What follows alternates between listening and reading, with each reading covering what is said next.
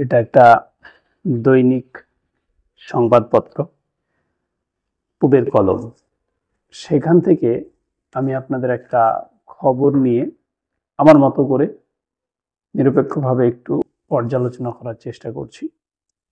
আপনারা ইতিমধ্যে হয়তো এই খবর সম্পর্কে সোশ্যাল মিডিয়ার দৌলতে বা অন্যান্য প্রিন্ট মিডিয়া বা সোশ্যাল মিডিয়ার মাধ্যমে জানতে পেরেছেন। সেই বিষয়টা নিয়ে আজকে আমরা একটু আলোচনা করব। আলোচনার শুরুতেই আপনাদের সকলকে মন্দ কথার আড্ডাতে স্বাগত জানাচ্ছি। কথা মন্দ এই জন্যই যে মন্দ কথার আড্ডায় যে বিষয়গুলো আলোচিত হবে সেগুলো হয়তো সবার পছন্দ হবে না, কারো কারো ক্ষেত্রে মন্দ কথা মনে হতে পারে, সেই জন্যই মন্দ কথার আড্ডা। যারা এই চ্যানেলে একেবারে নতুন আছেন তারা অবশ্যই চ্যানেলে লাইক সাবস্ক্রাইব করবেন, কারণ আপনাদের সাবস্ক্রিপশন না থাকলে আমাদের আলোচনা করতে ভালো লাগবে না। এই খবরটা বেশি বেশি করে মানুষের কাছে পৌঁছে দেওয়ার দায়িত্বও আপনাদের। সময়টা 2021 সাল। সেই সময় মাত্র 11 বছর বয়সের একটি কিশোরী, তাকে দুজন ছেলে বা দুজন যুবক, তাদের নাম, একজনের নাম হচ্ছে পবন আর একজনের নাম আকাশ, তারা দুজনে তাকে লিফট দেওয়ার নামে তাদেরকে সে মেয়েটিকে আহ্বান জানায় এবং ফাঁকা রাস্তাতে মেয়েটির স্তনে চাপ দেয়, সেই সঙ্গে তার পায়জামার ফিতে ছেড়ে। এই ঘটনাটি নিশ্চয়ই জাস্ট এক মুহূর্তের মধ্যে ঘটে গেছে এমন নয়, ধস্তাধস্তির মধ্যে এই ঘটনাটি ঘটে এবং তারা দুজনেই সে মেয়েটিকে নিকটস্থ সেই রাস্তার ধারেই যে কালভার্ট ছিল সেই কালভার্টের নিচে টেনে নিয়ে যাওয়ার চেষ্টা করে। মেয়েটির সৌভাগ্য যে সেই মুহূর্তে কিছু অন্যান্য পথচারীরা সেখানে এসে পৌঁছলে তাকে আর নিয়ে যেতে পারে না।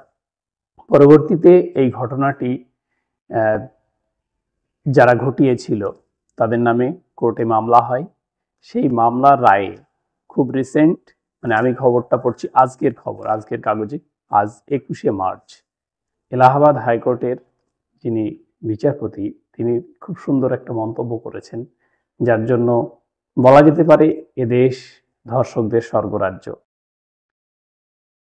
তিনি কি বলেছেন আমি বিষয়টি খবরের কাগজ থেকে আপনাদের পুরোপুরি পড়ে শোনাচ্ছি। তিনি বলেছেন যে নাবালিকার স্তন চেপে ধরা এবং তার পায়জামার ফিতে ছিঁড়ে দেওয়াকে কোনোভাবে ধর্ষণ বা ধর্ষণের চেষ্টা বলা যায় না। আবারও বলছি, নাবালিকার স্তন চেপে ধরা এবং তার পায়জামার ফিতে ছিঁড়ে দেওয়াকে কোনোভাবেই ধর্ষণ বা ধর্ষণের চেষ্টা বলা যায় না। বিষয়টি আইনের চোখে, কোর্ট করেছেন, বিষয়টি আইনের চোখে গুরুতর যৌন নিপীড়ন মাত্র। কি এক অদ্ভুত কথা! একটি মেয়েকে দুজন যুবক তারা রাস্তা থেকে টেনে নিয়ে যাচ্ছে এবং তার গোপন জায়গায়, সেন্সিটিভ জায়গায় হাত দিচ্ছে, সেখানে নির্যাতন করছে, অথচ সেটাকে যৌন নির্যাতন বা ধর্ষণের চেষ্টা এই কথাটা বলা যায় না। তাহলে ওই যে বিচারক এই কথাটি বলেছেন, সেই বিচারকের কাছে আমাদের প্রশ্ন, তাহলে কোন ঘটনাগুলিকে বা কোন কাজগুলিকে আসলে ধর্ষণের চেষ্টা হিসেবে বলা যায়? কোন কাজগুলিকে? উত্তরপ্রদেশ সরকার, সেই উত্তরপ্রদেশ সরকার শাসিত বিচার ব্যবস্থা সত্যিই কি আছে?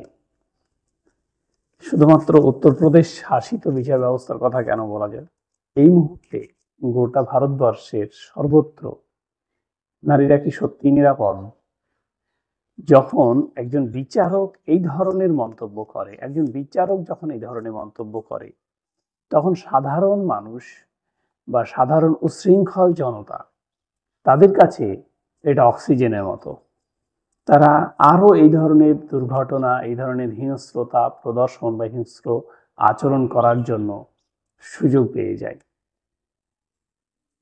যে বা যারা এই ধরনের কাজগুলি করছে এবং তাকে সাপোর্ট করছে, তারা কি সত্যি মানুষ? আদৌ কি মানুষ? একটা বিরাট বড় প্রশ্ন। এখন আমরা অশিক্ষিত সাধারণ মানুষ, একেবারে সাধারণ মানুষদেরকে অনেক সময় বর্বর বলে মন্তব্য করি, কিন্তু এই যে বিচারক এমন মন্তব্য করেছেন, গর্হিত অপরাধ তার এই মন্তব্য করাটাই, এই মন্তব্য করাটা এক ধরনের লজ্জাজনক, ন্যাক্কারজনক অপরাধ। আজ সর্বস্তরে দেখা যাচ্ছে যে যারা নিপীড়িত নির্যাতিত তাদের বিচার পাওয়া তো দূরের কথা, যারা নিপীড়ন করছে নির্যাতন করছে তাদের পক্ষ নিচ্ছে প্রশাসন, তাদের পক্ষ নিচ্ছে বিচার ব্যবস্থা। এই যে পরিস্থিতির সৃষ্টি হয়েছে, এই পরিস্থিতিতে যে বা যারা পরিস্থিতির সৃষ্টি করছে তারা কিন্তু কেউ অশিক্ষিত ব্যক্তি নন। প্রত্যেকেই দেখা যাচ্ছে যে শিক্ষা দীক্ষায় একেবারে সমাজের শীর্ষস্থানে অবস্থান করছে।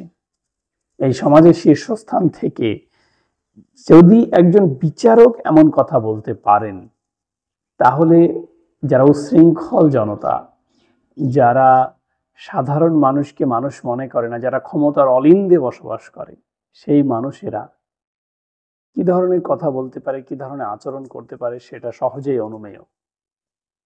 আমরা যারা একটু সচেতন মানুষ বা এই ভিডিও যারা দেখছেন, তাদের প্রত্যেককে বলবো, আপনি আপনার জায়গা থেকে অন্ততপক্ষে সাধারণ নিপীড়িত মানুষের জন্য, নিপীড়িত জনতার জন্য একটু আওয়াজ তুলুন।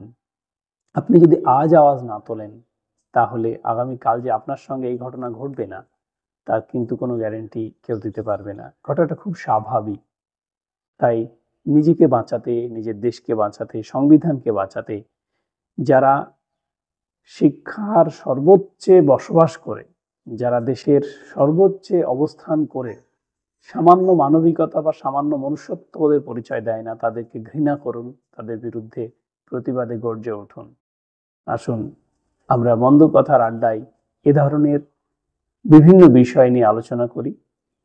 আমরা রোজ কোনো না কোনো বিষয় নিয়ে, যেগুলো মানুষের পক্ষে, সাধারণ মানুষের পক্ষে, সাধারণ মানুষকে নিপীড়ন করছে, এমন বিষয় নিয়ে আমরা আলোচনা করব আমাদের মন্দ কথার আড্ডায়। তার জন্য এই ভিডিওগুলোকে বেশি বেশি শেয়ার করুন, চ্যানেলটিকে সাবস্ক্রাইব করুন এবং কমেন্ট করুন আপনাদের ব্যক্তিগত মন্তব্য। সকলে ভালো থাকবেন, পাশের মানুষকে ভালো রেখে।